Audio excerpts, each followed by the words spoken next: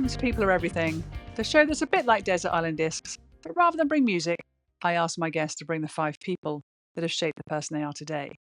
And today, it gives me great pleasure to introduce you to Cali White. Cali is fascinating, literally. She began with a corporate career and then pivoted to doing some very deep spiritual work in the area of ancestral healing, and as you'll come to hear, in the realm of witchcraft. And so, really fascinating conversation. She's affected me personally. This is how we met. I went to one of her workshops, and I think you'll be very affected by this conversation. So it gives me great pleasure to introduce you to Cali White.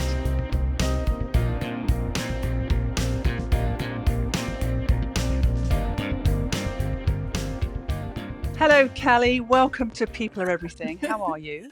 Hello, I'm very well, thank you. You look How very are you? cozy. Oh, I'm fine. But yeah, I'm looking at your backdrop and going, oh, so many I, things. I'm probably going to get a bit distracted and go, oh, what's that book? Um, yeah, that I'm looks very super cozy. cozy. I'm hunkered Mm. down by the fire because I think the storm's rolling in today, and it's bitterly cold outside. But yeah, I like to be cozy. Oh, it does look very comfortable. I think we had our storm. It's been and gone, thankfully. Okay. So that's enough of that. Anyway, welcome to my little podcast. Thank you so much, first of all, for agreeing to come on here. We met, in the most, for me anyway, a very sort of intense kind of experience. It was a sort of talking circle, as I remember it, a talking circle of women.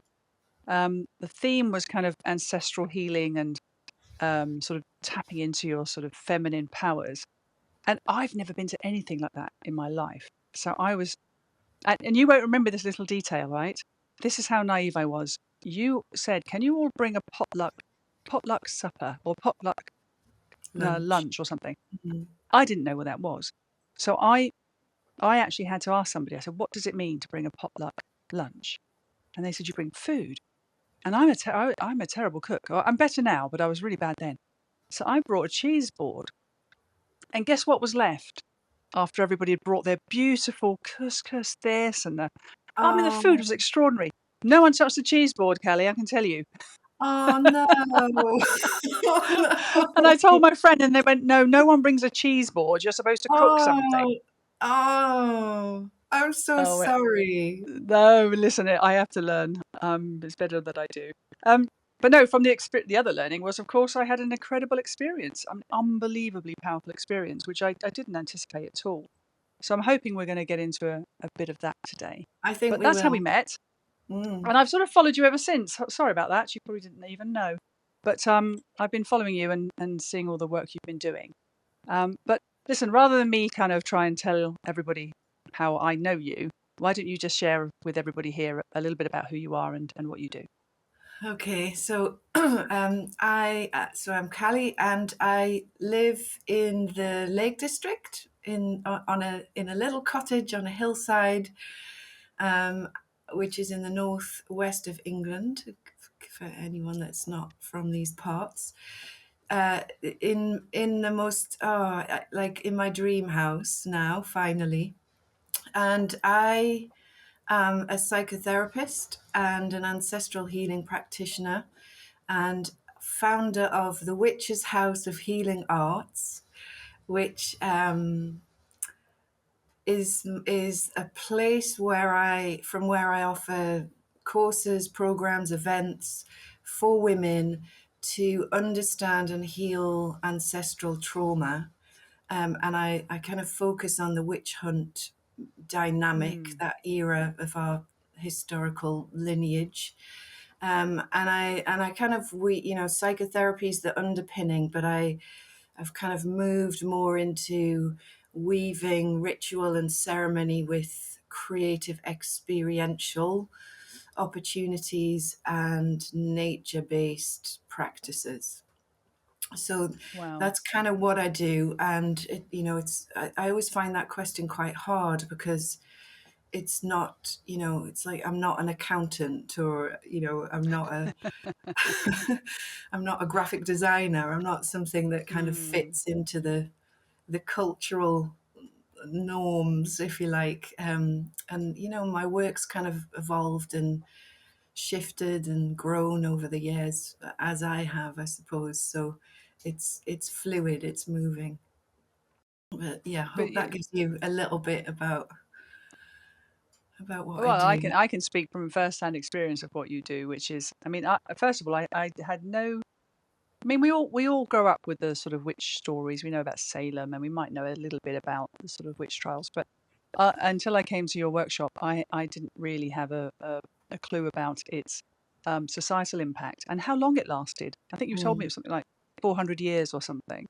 And mm, and the bit I took from it was this idea of womanhood being, or women being pitted against each other, which has then come through our ancestry, such that we were made to be suspicious of each other. We were made not to amplify each other's strengths. We were made to kind of um, look out for ourselves against our sisters, mhm, and how that manifests now in kind of modern society. I remember that clearly from what you were saying. mhm, And then I had my own personal experience of it.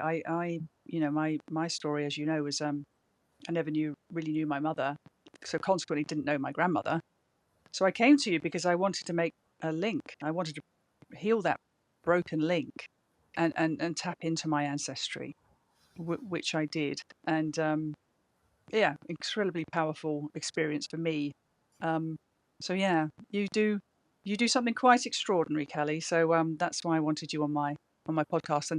And selfishly, I want to talk to everyone. I mean, I don't really mind actually, um, graphic designers, accountants, uh, you know, ancestral healers. They're all the same to me, Kelly. They're all wonderful, interesting people, and everything in between. Why not?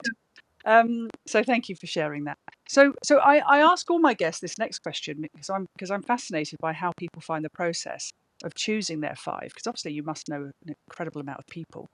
Um, so how was it for you? How did you find the process of choosing the five people we're going to talk about? it was such an interesting process, and I'm really grateful for it, because um, it was kind of like an opportunity to review my life, Okay. and see the threads, the seeds that were planted, maybe in my earlier life, and how they've grown, and the threads that we've have kind of woven through my life, to where I am now. So it was a really positive process. And then the kind of the next part of it then is like, okay, now I've got to talk about this publicly. So it's like, personal sharing Mm, in a public, forum. Like I yeah. do, I do a lot of work, group work. So, but it still brings up this kind of, a bit of a fear in me around, oh, is this going to be okay? And, Yeah. boundaries, how Yeah. much to go I can into, and, understand that. Yeah. because the five that I've kind of chosen, a couple of them at least, it kind of are going to take us right into the deep stuff. Okay. But yeah, we'll see. Well, I'll look after you in the process, and Mm, hopefully it'll be enjoyable. But I totally get what you mean. It's by definition, I guess, of people having an impact on you, it's obviously going to be personal, and it's going to have mm, um an element of emotional, well, a huge amount of emotional attachment to those people, and to a degree you'll want to get it right, I suppose. I'll just put extra pressure on you then, didn't I? Sorry about that. it's all right. No, listen, I it's going to be fine, and I'm just really looking forward to hearing who you've chosen. So why don't we start with number one? Who's number one on your Okay. list? Okay, so I can't not go straight into the heart of it all, which is my birth mother. Hmm. So I was adopted as a baby. My birth mother was 21, 22 when she had me, and already had one illegitimate, as they called it in those days, illegitimate children, and had kept him, but then couldn't afford to keep me. So this is, the story goes, she couldn't afford to keep me, so she gave me away to have a better life. And this is back in the early 70s when the adoption movement was kind of gathering pace and seen as a miracle solution to everybody's problems, I suppose. Mm. And I've never met her. I did trace her a few years ago, and she didn't want any contact. So that which that in itself was a process to go through. But the reason I'm starting with her is because what I know now, looking back through all the therapy work that I've done, is that it's like she gave me the deepest wound that became my biggest gift. Mm. Like, obviously, Yeah. she gave me life, which is the biggest gift in itself. But the wound of separation from birth mother, uh, kind of set me up set my life on a certain trajectory in terms of relationships and how I connect and, all of that kind of stuff. So um, I lived, I was adopted into a loving family. And on the surface, physically and everything, I was well cared for, had plenty of opportunities. But my inner world, my Mm. emotional world was, it was kind of a bit of a car crash, I Mm. would say. And, I wasn't aware of it, all through my childhood and my teens, and then, through my 20s. And it wasn't until I kind of got to my 30s that um, it all started to want to come up and out. Mm. Um, Mm. and, I kind of, before then, had lived I'd, it's like I'd believed the story that I'd been given away for a better life and I'd had one, and therefore everything's rosy. Yeah. And that, as I say, emotionally, internally, that wasn't the case at all. But it was that wound that took me into psychotherapy, which then has led on to so many other incredible experiences. And and understanding, through trying to understand myself, I've learned so much about people in general and how we work as humans, and Mm. and all the rest of it. So Gosh. I wanted Sorry. to bring her here, and not I'm not I have no doubt that the giving away of a baby was as painful for her as Mm. it was for me. Um, and so I hold deep love and tenderness and gratitude towards her for that. And yeah, and gratitude for what it's taught me, and what it's ultimately given me, really. Mm. I didn't know. Sorry, excuse me. Mm, I didn't know that about you. And interestingly, had I done, I think I would have completely dominated that workshop because I would have just wanted you all to myself. Because I never knew my mum either, but not through adoption, but through mental health issues. So my mum was in a mental institution fairly shortly after I was born, and people around her at that time told me that she just couldn't deal with me at all, and so didn't hold me, handle me, or anything. And I, like you, you just don't think about it when you're growing up. You kind of just make the best of things. But similarly, I think that the kind of, I don't know, growing up forces you, I think, to sort of look into yourself a little bit more. And I'm really curious. So my big thing, and I totally attribute my deep connection and interest in people to that loss too. But also, I wanted to ask you. I mean, my biggest wound, if you like it, that's still there with me in my sort of mid-50s, is my fear of loss, is my fear of abandonment, is fear of you know being left. So it never goes. Well, it hasn't gone for me. So do you still live with that? Do you still have that as your something you still carry forward? Um, it's it, I can touch into the grief, Mm, and the aloneness if I choose to go there. It doesn't it doesn't drive my my, so for many years my, that's with that kind of sat in my unconscious, that would drive my behaviors in relationship to mm, try and to avoid people. that, Yeah, being rejected again. um that so Now though that's kind of shifted with the awareness and the work that I've done.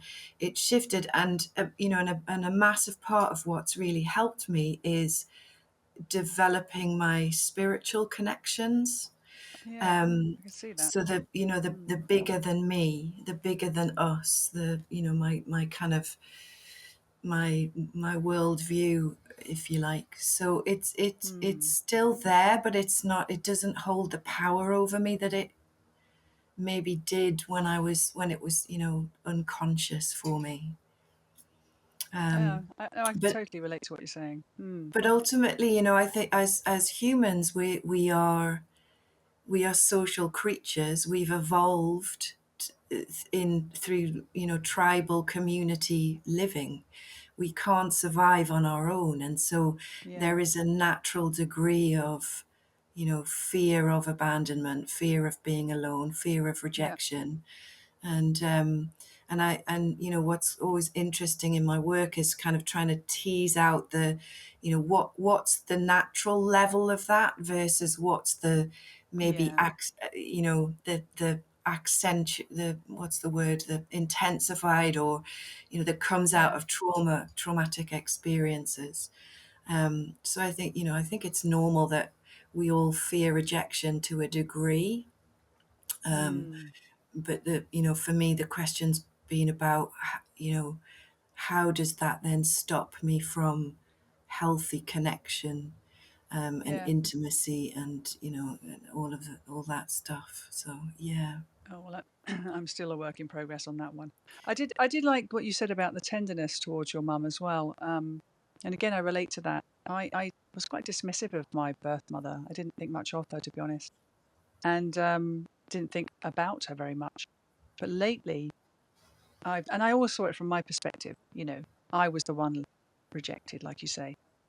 But actually, what must it have been like to? She had 4 children, and to be unable to care for them, and she knew she wasn't going to make it. She knew. She was writing letters to us when we were in our sort of, I don't know, I'd have been about 3 or 4, something like that, um, saying that she wished us well in our lives, and she knew she wasn't going to raise us. I've only just started to tap into the tragedy of her life as opposed to the loss in mine. Mm, She it must have been absolutely terrible to be in that circumstance. So I can relate to what you're saying there too. It's maybe it came to you earlier than me, but I've only recently started to see things from her perspective, mm, and that's been very very good for our connection actually. So I'm glad you've chosen your birth mother. She did give you life. Um, 21 now. You look at 21-year-olds and you think there's no age to be making those kind of decisions. Um, but it's a decision she had to make. I guess she felt that mhm, way. And I wish they'd framed it better for you, Callie. If I could go back in time, I'd say this idea that a better life would be had with you not in it. I find that's not the worst. That's probably one of the worst things you can say to a child, because children always think it's their fault. They Hmm. always think, well, what did I do then? Why was I so awful that I had to be rejected so that my mother could have a better life without me? So I think maybe if we could go back in time, we might not have changed the outcome because it made you the person you are. But perhaps we could have done with a better framing. What do you think? Yeah, I mean, there's the stories that back then. The other big part of it was, my adopted mum and dad was they would say, you were chosen, you were special. Mm. That's the flip Oh, side of it. And I always used to think, well, that's not really true, is it? Because you put your name down to adopt a baby, and you get the baby that comes along at the right time. It's not like you haven't chosen me personally. So that always confused me. And then the whole, like, special, what does that mean? Oh, I've got to be this golden child. So yeah, I mean, back then, that I think that we've still got, obviously we're lots of work to do, but I think things have improved a little bit about how this stuff is framed. And and I think children that are adopted now tend to, things are a little bit more open about their circumstances and their birth families, and and all the rest of it. And it's very unique. It's a very, it's different for everybody. I think everyone's experience is unique as well. mm. But yeah. Okay. Well, thank you for sharing that. No, for loads of reasons. We're going to have more chats about this offline Mm, because I'd love to happy talk more to. about that. Mm, Thank you. But no, thank you for sharing that. And I'm sure people listening, people identify with aspects of what you say, even if their original circumstances were different. Um, okay. Well, so that's your birth mother. Makes it number one on the spot. Who's number two? Number two is my dad, so my adoptive dad. And my dad was a typical northern bloke, shall we say, big rugby man, loved his golf, came from a very working class background, and I guess would just, is kind of described as a self-made man, as the term goes. Um, he lost his parents as a teenager, and Mm, so never kind of had the opportunity to go to grammar school, or as it was in the day, or university. But he was really intelligent and interested in life and learning, and kind of studied at night classes, and did it the hard way in those days, um, and became a chartered surveyor. And so, education was really important to him. And so that, it was something that he really instilled in us and supported us with. So, I did all right at school. And, he paid for me to go to a private school for sixth form, because I wanted to do economics that wasn't taught at the local comprehensive school. And he always kind of really wanted us to go to university. I think because it was something that he'd always wanted for himself, that never happened for mm, him. Um, but and I loved university. It was like 4 years of my life. I studied international business with languages, French and German and Spanish, and traveled a lot, lived in France for a year, just had the most amazing time. University was more than just study. It was a formative time of my life where I'm kind of learning about the world, and working in bars to earn a bit of extra money and stuff, and meeting new people. And just had a it was a I look back on my life, and you know loved that time. That those 4 years of my life are a really special period for me. And and it's thanks to my dad really that I got there and was able to do that. So that was one thing. And the other thing about my dad was he was a massive nature lover, and we would, he, from a very young age, we'd be out walking and we'd go on nature trails in the woodland, and he was into his birds and bird spotting, and he would teach us that he would know all the different bird calls, and he would teach us those. And yeah, we ended up, when I was about 7, he bought a little cottage in the Yorkshire Dales, and we'd spend lots of weekends there and just be out roaming the moors and cycling and hiking, and all of that good, just good old fashioned getting stuck in with wearing wellies, and did a bit of horse riding and stuff. And then as I hit teenage years, the kind of, the natural rebellion kicks in, and I don't want to go hiking, that's boring. I just want to be hanging out on the street corner with my mates. So I kind of, turned away from my connection with nature, I think. But it's in more recent years, I've come full circle, and it's a massive part of my life now. So I kind of really see how the root, the roots were put down there by him back then. Um, and I think I can. I'm not a parent, but lots of my friends have children, and I really understand the struggle of, Mm. guiding children and young people, and you want good things for them, and they're resisting you, and you know all the rest of it. But there's some. I'm very great. I wasn't grateful at the time, but I'm very grateful now. And so, there's something about just trusting your intuition on it all, I think. But um, yeah, nature. And um, and it's interesting because the root of my nature connection was definitely there from my dad, and also then with education and kind of guidance into life. I kind of followed his, like, he never said you need to do this and you should do that, but the unconscious messaging was always pretty clear that it was about, you go to university, then you get a good job. And so that kind of took me into the corporate world,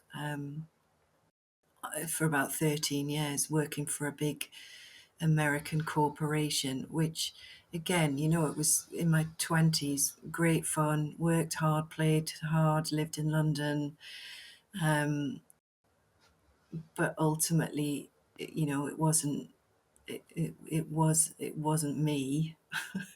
But it was again, it's like, looking back on the timeline of my life, it's something I could never go back to now, but it's something that I also don't regret, because it taught me so much and it gave me so much. And again, it was through my dad's guidance around, Mm. how life works, what's important, that really took me into that.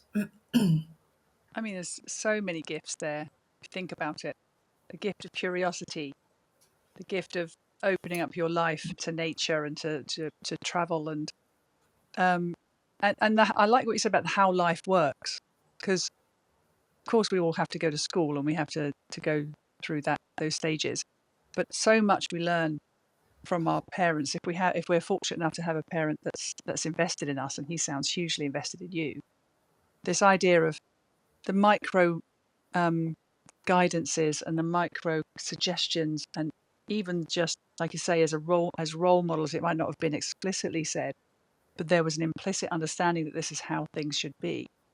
And And I totally get what you mean about it wasn't ultimately for you, but that grounding, that kind of corporate life, which I do find remarkable that you have had a corporate life. And I just, you know, if we can we just talk about Jo for a moment, just because Yeah. she bridges that life in terms of how we connected, and I want to bring her in because it's like it's a part of the theme of this podcast is that we're also the interconnectedness generally of us all, and chance meeting here or a conversation there or a you know and I'm going to definitely get Jo on this at some point. She's being a bit shy about it, but I'm definitely going to get her on it. And she is how I met you, and I know you shared a corporate background, which when I look at Jo, I can't believe either. I just think, how did you have such this grounding in the corporate world when you're such an air character? You're such an ethereal character and a very spiritual character. So and you remind me of her very much. But I think having that grounding in actual human endeavor and the grind of it all and the challenges of what I would call normal life, coupled with that spirituality that you have and that connected with nature, that your dad had that too, but probably he would never have identified himself as that person, I doubt. And I doubt that his generation ever did. But the fact that he had both sides, he had the pragmatic, here's how to live, Cali, but look at this amazing creature on the ground and let's talk about that and let's get it really into it. That's an incredible gift that he's given you there. So I'm really glad he's on your list. So that's Dad. I like the sound of him very much. Okay, who makes number 3? Okay, so then number 3 is Roberto Assagioli, who Wow, I'm going to write that down. yes, so he an Italian psychiatrist, born in I need to check my notes, 1888, and he died in 1974, and he was the founder of the psychotherapeutic model that I trained in that's called psychosynthesis. And he trained with Freud and studied with Jung a little bit as well. And so the psychosynthesis model is it brings in both aspects, like their work. So Freud's all about the what Assagioli called the basement of the house, so childhood, and and woundings from childhood, and all of that. And then Jung is about the potential and future growth, and the psychos and the collective unconscious and archetypes and all of that beautiful stuff that I love. And the psychosynthesis model kind of brings in all of it. So I as I said, I spent 13 years in the corporate world, but I kind of 11 years in, I started to get a little bit like, what am I doing here? I worked for a brilliant company. It was, you could stay there as long as it was merit based, as long as you doing well and stuff, you keep getting promoted, and it was you stay for life. And I started to get this inkling of, I don't want to wake up when I'm 50 and still be here doing this, because you can dress it up in all the corporate rah-rah you want, but ultimately at the end of the day, I'm still selling shampoo and toilet roll, and there was something growing in me around meaning and purpose, and what am I here for? What do I really want to do? I feel like I'd gone into that job, as I said, because of Dad's. It was a big part of it was pleasing Mum and Dad and doing what society kind of considered the right thing. But as I said, there was something. I think I was starting to connect a bit more with my true self, and at the time I remember, like, I didn't know exactly what else I wanted to do, but I knew it was people related. And so I started to explore psychology, and through that decided, I'd like to train in psychotherapy. I'm not that screwed up. I can help people. And so I started my psychotherapy training at the Psychosynthesis and Education Trust at London Bridge, and spent a good few years there. And it changed my life. Like it opened me up to a completely different way of looking at life, thinking about life, being in the world. Um, and and as we talked about earlier, all my childhood trauma, the adoption wound came up, and I was in, I I love the adage that when the student's ready, the teacher will appear, because it was exactly like that. It was time for me to go within, to start to connect with myself more. But I needed some strong holding around that. And that's kind of what that training provided. So I realized very quickly, about 2 months in, it's like the lid was just ripped off and all this stuff came up. And I'd gone into this because I really needed it for myself, first and foremost. And it's just a really incredible model. It's transpersonal, it's holistic. He studied. He was he was kind of he was Jewish, and so he studied lots of theology, and lots of different took lots of different esoteric paths and Kabbalah, and went to India and spent time there. And so he kind of wove a lot of the East versus West stuff together, and Yeah. put forward a holistic model of the human, of personality, of our development, like way before its time. Like now, holistic therapy, and I mean, it's not mainstream yet, but it's we're getting there.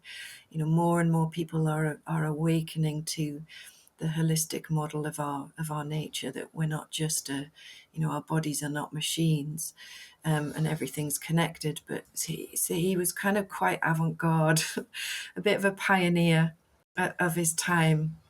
And the psychosynthesis model is still going strong, and it's still growing, and it's becoming a global thing. And it's given me a real root, another root. Roots are important. Mm. Frameworks, model are helpful. Like the river banks that I can then flow through. So I wanted to bring him in, and I hadn't thought about him for a long time, and although he died in '74, and I didn't get to meet him, and many of us who trained in his work haven't met him. Um, Through all of his writings and his teachings that I've read and listened to, and interviews and things, he was just a very compassionate, kind, understanding man, um, and a deep thinker, and I quite like deep thinkers. Mm. I mean, So that thing yeah. you said about roots, roots and roots, ROOTS, and the other spelling is what came to mind there, is because he's given you that grounding in your philosophy of how you approach your own personal development, but also how you engage with other people, but also completely changed your path. He rerouted you. And that's no small thing. I mean, you as you say, you could have done that corporate life forevermore, and probably carried forward an awful lot of your trauma, um, unprocessed, perhaps, or sort of subverted in some way. But this change in your life path through this person, even if you haven't met them, is extraordinary. Mm. And I didn't know him. I know that I obviously know Freud and Jung, and I was just like, wow, of course, you can't really, you have to connect these two things, these two philosophies. But someone had to, and it makes so much more sense that you are. I mean, it's that famous Jung quote. I won't get it right, but it's something like, the things that have happened to you aren't necessarily the things that you take forward. And I remember as a child that being quite profound for me, because I thought, well, if all these terrible things have happened to me, I'm a little bit screwed. Like I'm never going to be healthy and happy and all the things that people talked about. But he basically said, no, you can. It doesn't define you. It doesn't make you it doesn't have to be the person you are. Um, and so I think, the fact that he's brought those two philosophies together and that's impacted you so much that you wanted to change the entire course of your life. He definitely deserves to be on the list, because sounds absolutely transformative. And thankfully he did, because I imagine so many people have benefited from that shift in you since then. And there's nothing wrong with selling shampoo and toilet roll, whatever you said. But I think you weren't meant for that. That's not what you were here for. So I'm glad he's intervened, or the universe intervened. So well done him, and well done you. I like that. Okay, so we've done birth mother, we've done your father, your adopted father. We've done Roberto. Who's number 4? Well, so a continuation of that, training, psychotherapy training, transpersonal, meaning that it has a spiritual element to it, took me then into more nature-based ways and rites of passage work, and I guess, on a quest for what, my own beliefs, my own spiritual connection. Um, and I took a lot from the Native American teachings and philosophies, and I did vision questing and sweat lodges, and learned lots of their practices that are very earth and spirit based. And then hit perimenopause, when everything just, that in itself is a rite of passage for us as women, and everything started to collapse. I left my husband, and here I am on my own, and it's like I'm starting again and stripping myself back to the bare bones. And at that time, that my own ancestors started to call. And so the fourth person, if you like, I want to bring in is the witches. Oh, all of them, yes. All of them. I Not love not it. the not not the kind of Disney, No, the black pointy hat and warty nose version. I'm talking yeah, about yeah. the women and some men, but predominantly the women who were persecuted as witches during the burning times. They started to, as I was going through this perimenopause period, that was when I took the training in ancestral healing as a way of learning about it more for myself. And I was back to being adopted. That was like being uprooted from birth family and planted in non-native soil. So I'd always had this sense of disconnection and Mm, belonging and roots. And I know that belonging is a big topic that you've written about a lot as well. And so as I'm doing this training, I'm using a shamanic drum technique, and I think I guided you on we a did, drum yeah. journey in the Yeah. workshop. And all of these ancestors from those times started to come in my journeys and show me what happened to them. And it wasn't all like, oh, the witch that was hung. It was, what it showed me was the whole community was affected by the witch hunt. Mm, The men were affected because they weren't able to protect their women. The children were mm, affected.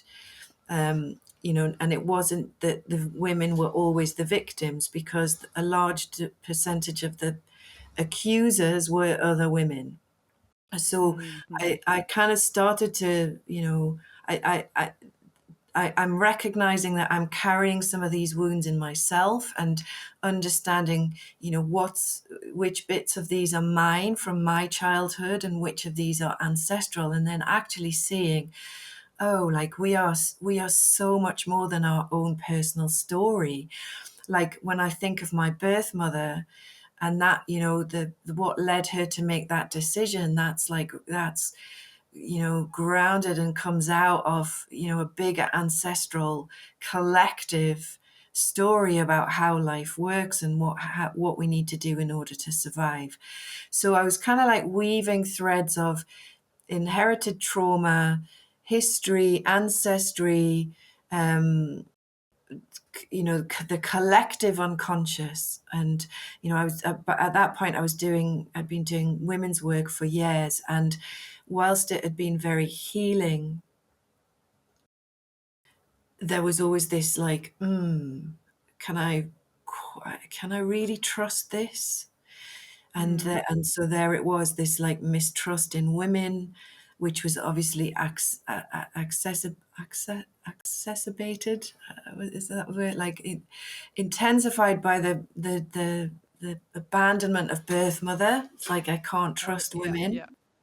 But Mm. there's something bigger in the collective here, and I really saw the root of that in the witch hunt times, when women were forced to. The belief was witches never worked alone, so women Yeah. were forced under torture to betray each other and give names, and then the witch hunt kind of dynamic became, it was just a way of getting rid of somebody that was in the way, right? So Mm, old mm. women that were dependent on alms from the church or on this, on the community, um, women that owned land that was coveted by someone else, quarrels, family disputes, and all of that. Like being accused of being a witch was a way of getting rid of somebody. And as I said, a lot of the accusations were made by other women.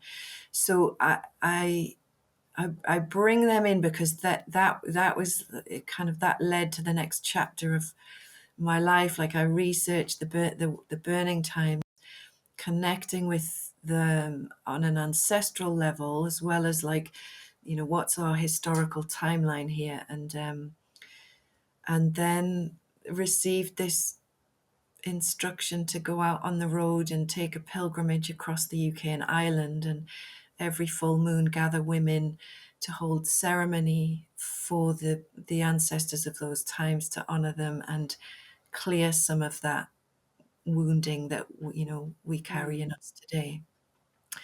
And Which that, is how I met you. yeah, Yeah. which is where we met in one of those Mm. ceremonies.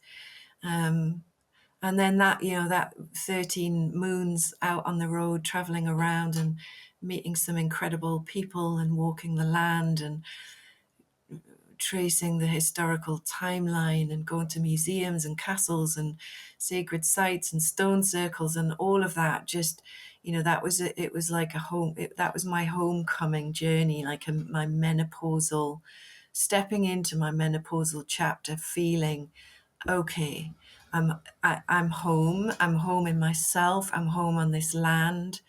I'm clear on my purpose. My purpose is about helping other women to connect with their ancestors, to understand this trauma, to help heal this trauma through creativity. Because that, I don't know if you remember, I asked everyone to bring a silver spoon. I do remember that. And you So collected them, weren't you? yeah, and the Mm. guidance was collect the spoons because they're going to be part of a bigger collective project down the track, and I had no idea what that was. But ultimately, it led to a month-long exhibition that we did in Lancaster in 2022.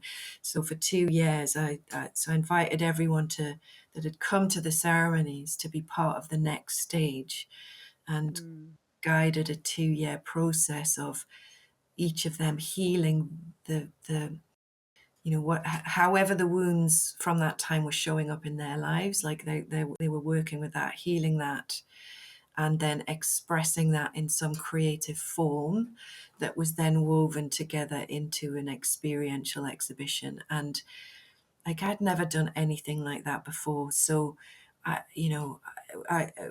could never have imagined. Like, it was incredible. Like, we had 2,500 visitors through the door. Like, it just opened stuff up for people that like they had no idea either that was in them. And it was a profound piece of work, if you like, and nearly killed me in the process. But we did it. I did it, and very proud of it. And then that's then led to another annual event that I do now in Lancaster, called the Witches Revival, which is about bringing the witch archetype. So the original witch archetype, she's a force for good, right? She's the seer, Mm. she's the medicine woman, she's the herbalist, she's the sister, that she's connected to nature, magic, intuition, all of that. So there's work going on.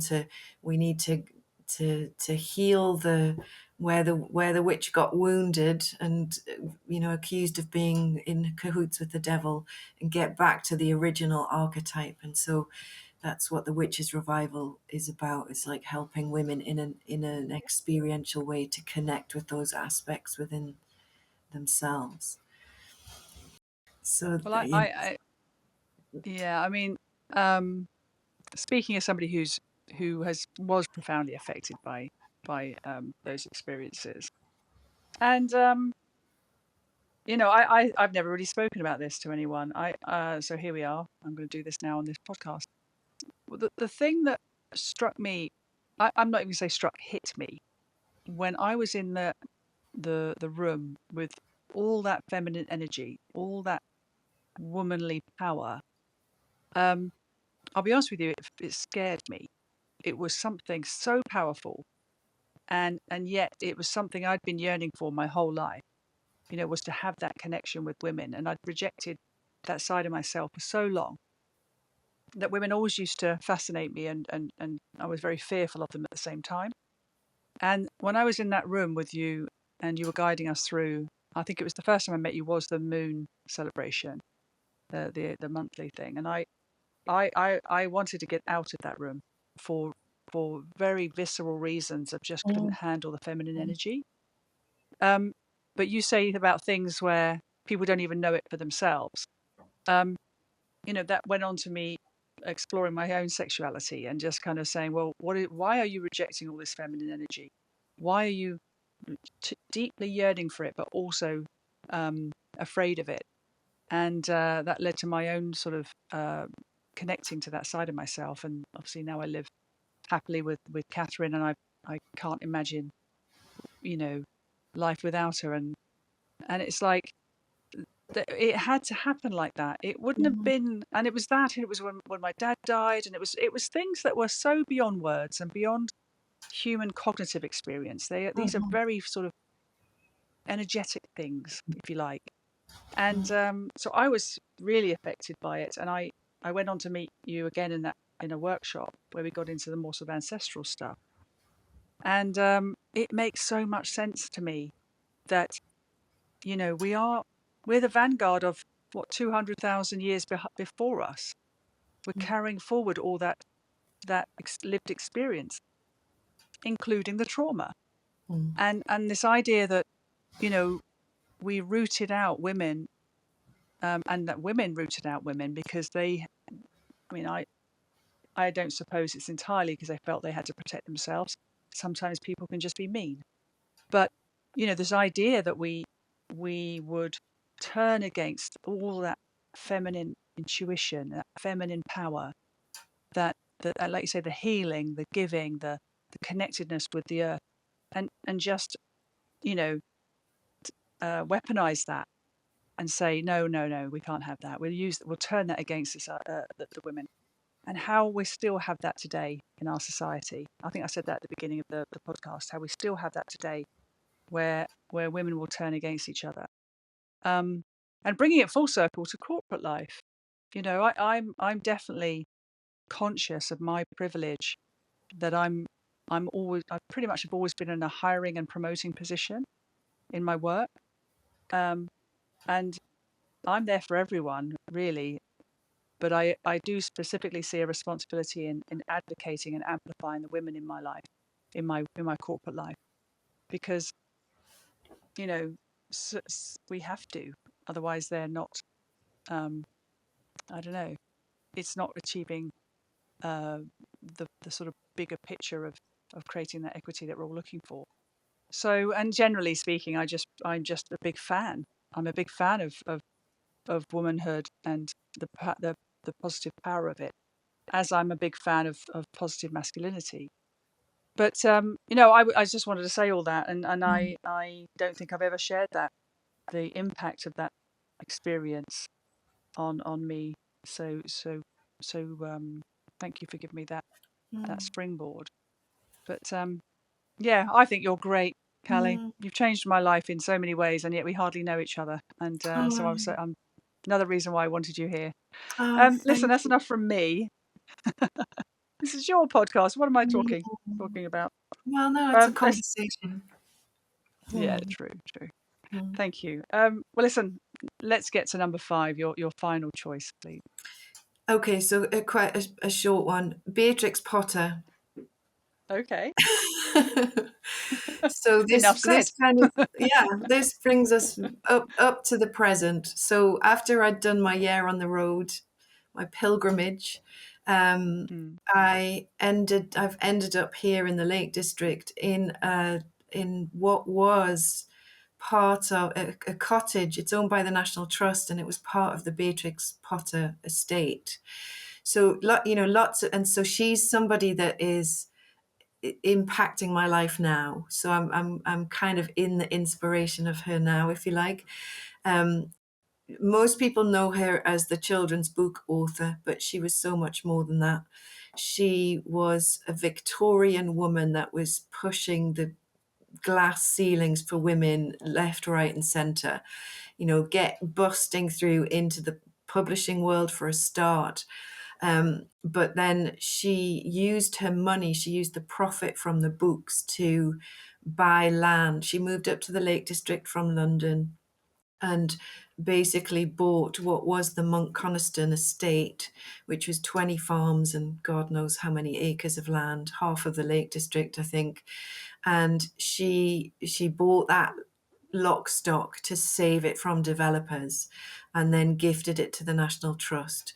And she moved here as a Victorian woman, farmed her own land, hung out with the shepherds, wanted to learn. She was a conservationist before that was a thing, and cared deeply about the beauty and the integrity of nature. And I think, and just before she died, she was nominated to be the president of the Herdwick Sheep Association. And the Herdwick sheep are the local breed around here, thought to have been brought in by the Vikings. So they're like super hardy. And she, that back in those days, in the 40s, farming and being a shepherd was like, that was a man's world still. mm. So to be nominated by the men to be the president of their association, I think kind of speaks volumes. So I'm here in this little cottage with a bit of land that I feel like the ancestors have guided me here to tend and to take care of and deepen further, into my roots. I'm so jealous. I mean, when we spoke before, um, uh, I kind of I sort of asked, where are you now? This, that, and the other, and I wasn't expecting that answer, but it's so perfect. It's, of course you are there.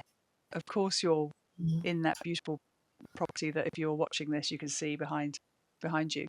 And this idea of I just love the idea that she had the forethought and said, no, I'm going to buy that and make that secure by giving it to the National Trust, so that people like yourself. I mean, it's just such a beautiful and I don't know. It's the sort of thing you wish you aspire to be able to achieve yourself. Well, I do anyway. When I heard it, saying I would love to be that person, to be that kind of, what's the phrase? You know, the person that plants an acorn of a tree that they're never going to sit under or something. There's some sort of proverb, isn't there? But she didn't know you. She wouldn't know all the people that are now benefiting from that decision. But she knew that it was something important. And of course, we all love her books. But I'm just so happy for you. I just think this is so perfect for you as a place for you to settle and do your work and continue kind of giving what you give out to everybody. You know, I can just picture it and picture your little small holding there, and maybe have you got a couple of chickens? I've got chickens in mind. Probably not. No, not yet. Just because there isn't anyone, I've got no near neighbours, so to go away, I haven't got anyone to look after them. They'd be a bit Ah, tiring. But eventually, okay. there's plenty of space for chickens. I'd Well, like I'll to have just some. imagine it anyway. It's just be a Yeah. nice picture for me to have in my head. Well, listen, thank you for sharing your 5. Absolutely fascinating. And I wasn't sure which direction we were going to go, and I'm so glad the witches made an appearance, because I know they're so fundamental to the work you do. But as for everybody else, you know, it's really given me an insight into who you are much more deeply. So I really appreciate that. But talking of these 5, my next question to my guests is always, you know, I can. It's very obvious, some of them. You know, the threads, the influences that these people have had, and we've talked about some of that already. But to you, now you've done this process and you've taken time to sort of think it through, of these 5 people, what do you specifically recognize in yourself now as being directly attributed to them? Hmm, that's a good question. Um, I think at the heart of it is a desire for wellness of all Mm, beings, and through the lens of interconnectedness. yeah. Asa Jolie's holistic approach, and Beatrix Potter connected to the land, my dad's, nature, and so for me, it's about I who really knows why we're here, what this is, um, but we're here for we have well, Carl Jung said there is no meaning, like we have to find it for ourselves.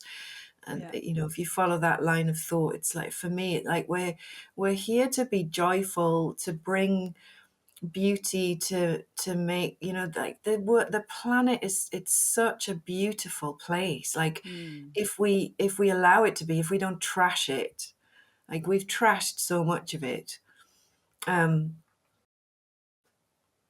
and beauty does something. Like beauty is an antidote, I think, for the destruction and the despair in the world, and to kind of come together and create beauty collaboratively and in community, and to clear the trauma, to clear the wound. We have to clear all that stuff in order to open the channels to be able to allow that in, and allow the joy in, and allow the love in, and to be able to connect healthily, beyond trauma survival mechanisms. mm, um, it's like all of those people have brought me to that place of my own worldview, I think, which is about striving for wellness for all beings, mm, including mm. the earth, of which we are part, not separate. I like that very much. I like how you've brought all of that together into one sort of. I mean, it's a broad thing, isn't it? The wellness of all. as a purpose, as a driver. And I love the word joy. Joy is, I think, my favourite word. I've decided it. It's reminiscent of just openness and receiving of all that's good, and it just even if it's fleeting, if it's a moment of joy, it's such a big feeling, isn't it? And such a wonderful feeling. So I love that you've incorporated that word specifically. But it links me into my next question, Kelly, because I know you're already doing it. But how are you going to take all of this forward? What is next for you? I really am very curious about how you're going to answer this one. So a couple of things.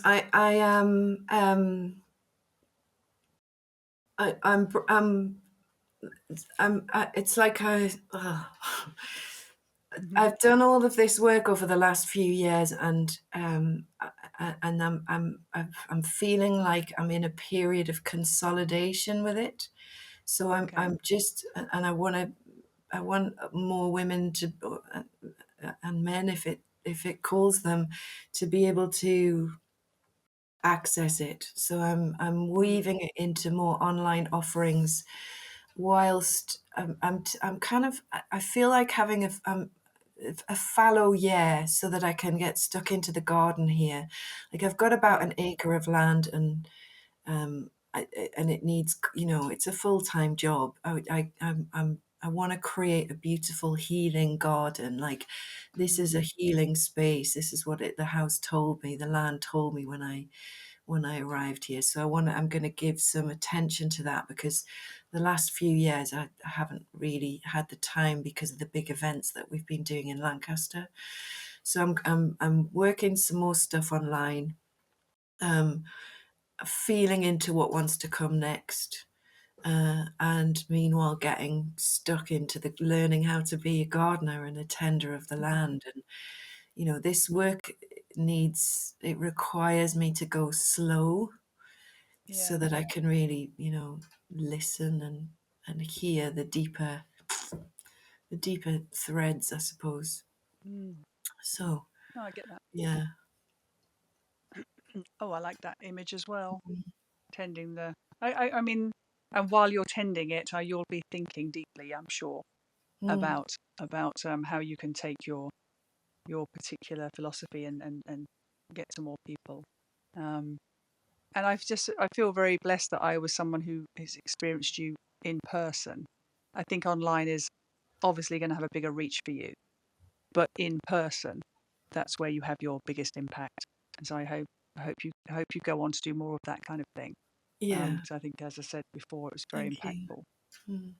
Okay, so we've done the 5. I've asked you a bunch of questions, and my final question is, who should I speak to next, and why? So I'm going to say Lucy Pierce. Okay. Lucy Pierce is an author, and she is the founder of Womancraft Publishing, which is a publishing house that focuses on women's books, writing, and women authors, authors. And she's kind of been on the healing path, I guess, herself for quite a few years now. She's a mother of 3. She lives in Ireland, and she's an artist. She's a creative, and she's just been she's been an inspiration, I suppose, to me in terms of like how all the juggling and raising 3 children, and starting a successful business and writing your own books. Like how do you do that? That's a lot. To know how to Yeah, do that. So I think she'd be a good person to talk to. I'd love to speak to her. I said to someone on a previous podcast that I actually am only doing this so I can meet really fascinating people. But it's not true. I'm doing it for other It's a good reasons, but that plan. is definitely one of them, isn't it?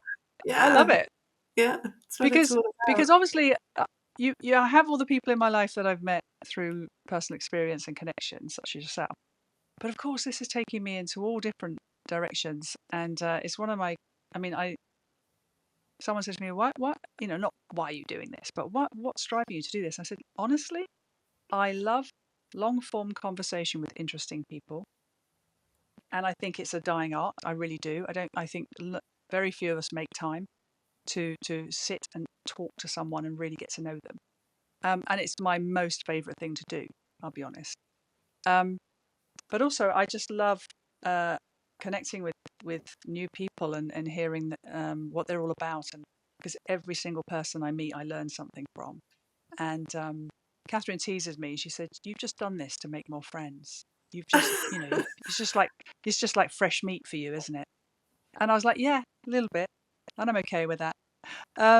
So listen, Cali, I wish you all the very best in your beautiful home, in your beautiful garden, and all the amazing work you're doing for the wellness of all. I mean, I absolutely believe that you are personally contributing to that with the work that you're doing, and you certainly had a big impact on me. So I'm so thrilled we had this conversation, and thank you so much for taking the time to talk to us.